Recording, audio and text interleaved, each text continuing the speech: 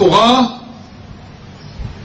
وإن في مصر قضاة لا يخشون إلا الله، هم بعينهم القضاة الذين يتمنون وبفارغ الصبر أن لا تقع أعينهم على أحد منهم.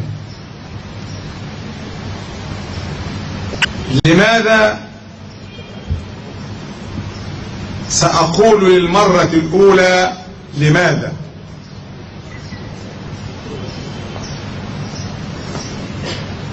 الآن حضر الأخ الكبير والمستشار العظيم المستشار علي بك النمر رئيس محكمة استئناف القاهرة. تفضل.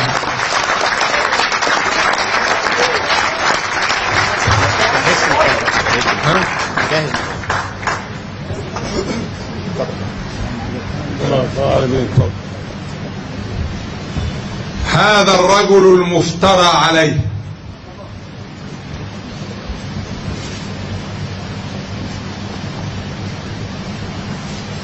وجدنا في الخطاب عجبا، يفتعلون معنا المعارك ثم الدمغة بتاعت كل خطاب او تصريح احنا مش عايزين القضاة يشتغلوا في السياسة. يعني تشتم القضاة ما يردوش، اذا ردوا يبقوا بيشتغلوا في السياسة. تتهكم على القضاة وتسخر منهم، واذا دفعوا العدوان بعدوان مثله كانوا يعملون بالسياسة.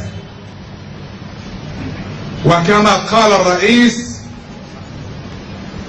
أنه قال للمرحوم أو قال له المرحوم كمال الشاذلي أن السياسة نجاسة. السياسة كياسة وليست نجاسة، وإلا فليطهر شعوب العالم كل شعوبهم من رؤسائهم ما داموا بهذا المنطق نجسين.